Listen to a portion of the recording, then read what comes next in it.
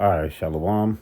First and foremost, I want to start off by giving all praises and glory and honors to Yahweh, Bahashem, Yahweh Shai, Bahashem, Marakah Kwadash, and double honors to the apostles and elders of Great Millstone and Ruel. Peace and blessings and salutations to the hopeful elect, the Bayath Dawadah, the House of David. So I have this video in Al Jazeera News, right? We're just going to read the video. We're going to get some scriptures, right? So the video is, can the Iran war trigger a global recession, right? Counting the cost, you see? So without further ado, let's get you some scriptures real quick, you see? So this is Jeremiah 44:13. It says, for I will punish them that dwell in the land of Egypt, all right? That's mainly talking about you Israelites. But this is going to be a global. This is for everybody. It's going down for everybody, man. Okay, you see, because as long as they continue to keep that Strait of Hormuz closed, right? You got the oil that's going to drop. You got high risings of food costs, right? People are losing their jobs. People are in dire straits, man. You see? Okay. There's there's a lot of things that's going to happen in the midst, man.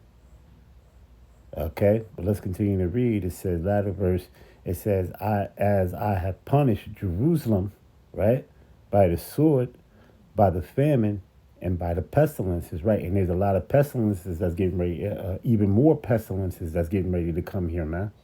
You see, the Lord is visiting this place, right? Let me go here. Let me go here. Let me do this before I get 15. Let me get 9. Okay? It says, this is 2nd Ezra, chapter 9 and verse 1. He says, he answered me and said, measure the time diligently in itself, and when thou seest parts of the signs pass, which I have told thee, then shalt thou understand that it is the very same time when the highest will begin to visit the world which he made. Therefore, when there should be seen earthquakes and uproars of the people in the world, thou shalt then, it says, then shalt thou well understand that the Most High spake of those things from the days that were before thee, even from the beginning. For as like as all that is made in the world have a beginning and an end, and the end is manifest. It says, even so the times also the highest have plain beginnings and wonder and powerful works and endings and effects and signs. You see? Okay? So let's go here to 2nd Ezra, the 15th chapter, right? 2nd Ezra, the 15th chapter. And let's go down here to the 5th verse. It says, behold, saith the Lord, I will bring plagues upon the world, the sword, famine, death, and destruction. For wickedness have exceedingly polluted the whole earth, and their hurtful works are fulfilled. You see? It says, therefore, saith the Lord, I will hold my tongue no more touching their wickedness, which they have profanely committed, neither will I suffer them in those things in which they wickedly exercise themselves. Behold, the innocent and righteous blood crieth unto me, and the souls of the just complain continually. And the prophets are complaining. The brothers who went back to the spirit world, you see, the souls in the spirit world, they're complaining. You see, things are getting ready to be. This place is getting ready to go down, man.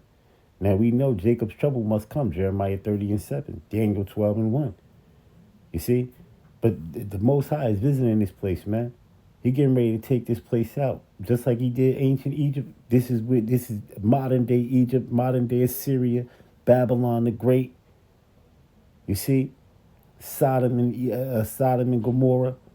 Right? This place is getting ready to go out, man. You see? And it's gonna go out violently, man. Right, by ICBM intercontinental ballistic missiles, this place is getting ready to go out. You see, by the chariots, concentrated fire being shot down from the chariots, from the angels, from Yahweh Shai. See, World War III is pending, which we already in that. It's just gonna further extend itself. The Most High just gonna make that thing. He gonna turn the lever up on that thing, man. You see, he gonna turn the dial tone up on that thing. You see, the MOTB, that's gonna be implemented here. See, according to the super elites, the Rothschilds, the Rockefellers, the Oppenheimers, the DuPonts, and the Gettys trying to get their new world order, their technocratical, totalitarian, authoritarian government up and running, chipping everybody, smart cities, right? All these things are in the midst, man. You see? Let me go over here to Second Ezra, the 16th chapter now. Okay? You see? It says, let's jump down to here. Let's jump down to here. Verse 12, it says, the earth quaketh and the foundations. Matter of fact, where do I want? Hold on. I think I might have skipped it.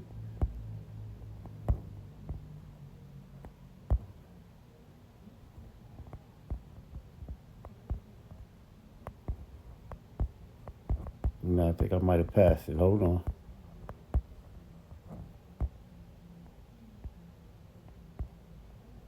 Salakia, brothers.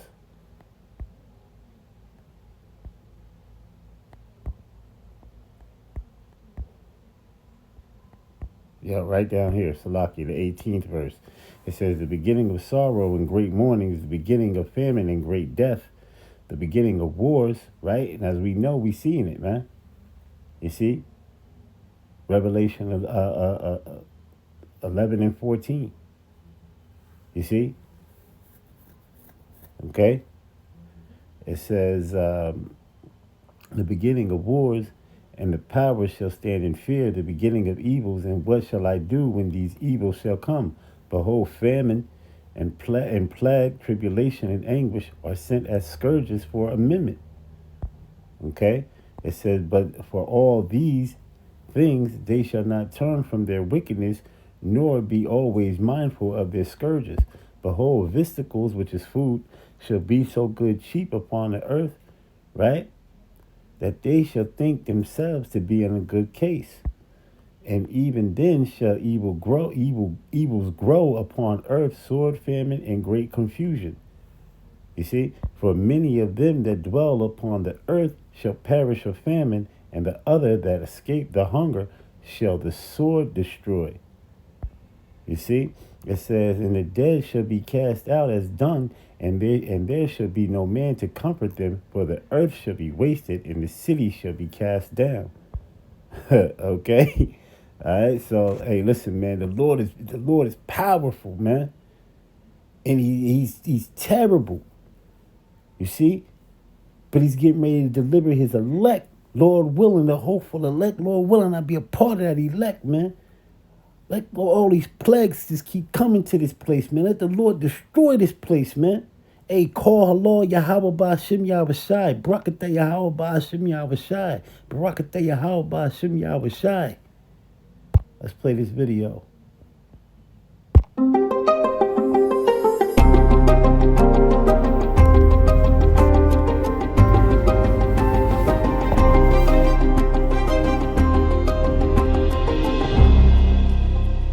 Hello, I'm Adrian Finnegan, and this is Counting the Cost on Al Jazeera, your weekly look at the world of business and economics. This week, the Iran war is pushing the world's biggest economies to their limits. From the US to China to Europe, all are at risk, but which is more exposed? And what are governments doing to protect people like you and me? And the conflict has already caused the biggest energy supply shock in history. Oil prices are surging and growth forecasts are being slashed. Is the global economy heading for stagflation or even recession if the war drags on? Let me get this here real quick. In Second Ezra, right, the 6th chapter, because Esau is the end of the world and Jacob is the beginning of it that followeth. All right, 6th verse will start. It says, then did I consider these things, and they all were made through me alone, and through none other. By me also they shall be ended, and by none other. Then answered I and said, what shall be the parting asunder of the times, or when shall be the end of the first and the beginning of it that followeth? And he said unto me, from Abraham unto Isaac, when Jacob and Esau were born of him, Jacob's hand held first the heel of Esau. For Esau is the end of the world, right? He's the end of an age, rulership, right? And Jacob is the beginning of it that followeth. And our kingdom is going to be here on earth when our big brother come back and he delivered the elect, right? And the elect, the first fruits come down from the heavens, right, out of the chariots, you see? And these are the things that are going to happen, written according to the scriptures, man. Thus saith Yahweh Shem Yahushai. Then came down a new heaven and a new earth, man. There's going to be a new heaven and a new earth, a new rulership, right? And the new rulership is going to be Jacob. You see, starting with the first fruits, right? 2/3 of our people are going to be destroyed over here on this side, but they're going to come back according to Romans the 11th chapter and the 26th verse. Then all Israel shall be saved. Reincarnation. You see, but let's continue on here. All eyes are on the Strait of Hormuz. The longer it remains effectively closed, the greater the damage to the global economy. Iran continues to block tankers from shipping close to 20% of the world's oil supply. That's roughly twice the disruption the world suffered during the energy shock of the 1970s. Big oil shocks have historically led to major economic turmoil, high inflation, stagnation, even recession. Oil and gas prices are already surging, and economies are expected to slow. From American consumers to Chinese factories and European households, people across the world are already feeling the impact. So, how exposed are the major economies, and are we heading for a global economic crisis? Fintan Monaghan reports. The crisis at the Strait of Hormuz has the global economy on edge. Iran has effectively closed the vital shipping lane, cutting off oil and gas flows from the Gulf to the rest of the world. It's led many policymakers to warn of the danger of stagflation. That's when three things come together: high inflation, high unemployment, and slow economic growth. It means people will have to pay higher prices, they face greater risk of losing their job, and it might prove harder to build up savings. Stagflation is a rare phenomenon. Usually, high inflation is only a problem when the economy is booming. But a sharp rise in the cost of oil is threatening to push up the price of everything, right when many economies are slowing down. In our country, inflation is plummeting, incomes are rising, the economy is surging. And he's just delusional, man. He's straight delusional. Nero 47 is nothing but he's in a delusional state of mind, man. Through. U.S. President Donald Trump is downplaying concerns, but the numbers are troubling for the American economy. Petrol is a key indicator of inflation. The week before the war started, the average price was around $2.98 per gallon. It's already jumped to more than $3.50. Some economists say it could soon hit $4 if the crisis drags on. Inflation fears come as the rest of the economy is looking shaky. In February, the U.S. economy lost 92,000 jobs. But see, they know what they're doing, right? These devils, right? Because they're getting ready to crash this. They're getting ready to crash this economy and bring in a global reset, right? According to your dollar bill. Anarthus coeptus, nobilis ordo seclorium, meaning a new world order, bringing in a technocratical, totalitarian digital system or digital. Digital system. You see, right? Where they want to chip everybody on the planet.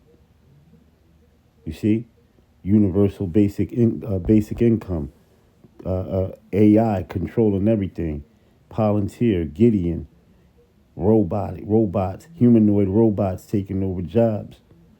You see, throwing you off into a 15-minute smart city.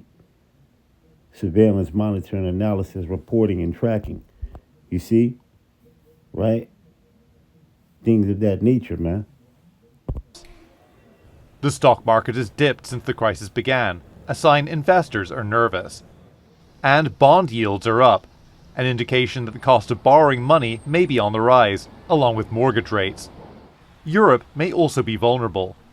The Eurozone grew by 1.5% in 2025 and is just emerging from a series of economic shocks in recent years. In 2022, the Ukraine war saw a spike in European energy prices as the bloc shifted away from Russian energy imports. In 2025, US President Donald Trump imposed stiff tariffs on European imports, before eventually... Let me get this here. Right? Because The king's heart is in the hand of the Lord.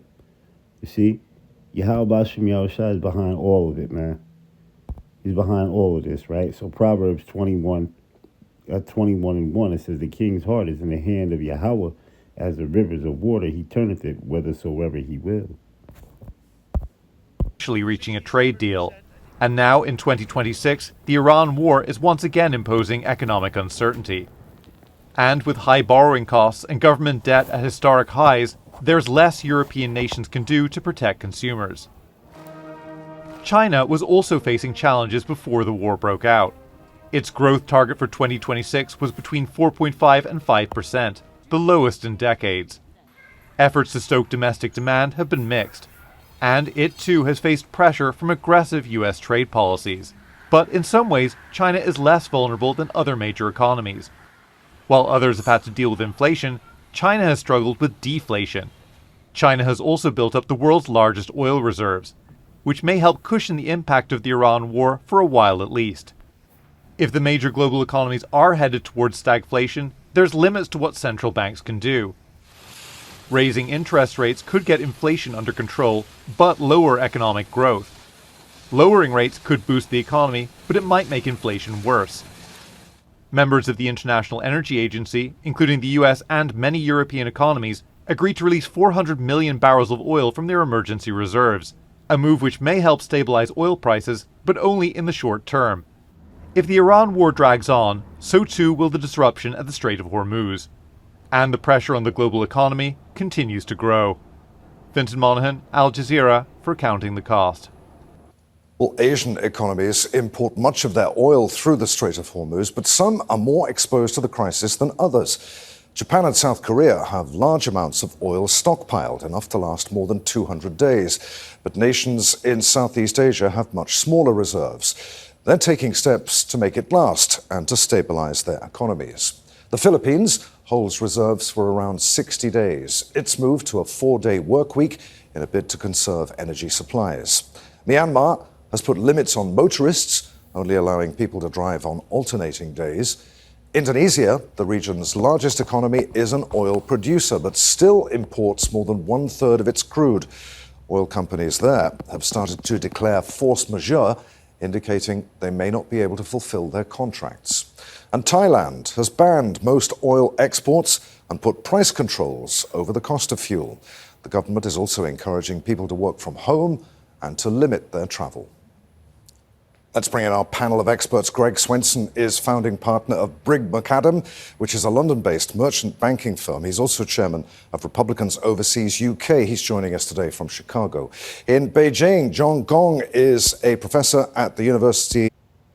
All right, so we're going to end it right there, brothers. You brothers can go check out the rest of this if you'd like. You know, we're going to give all praises, honor, and glory to Yahweh, Bahashem, Yahweh Shai, Bahashem, Havakah Kodash, and double honors to the apostles and elders of Great Millstone Ruel. Peace and blessings and citations to the hopeful elect, the Bayat Awadah, the house of David. Kwam Yashala, Abba Babal, Shalom.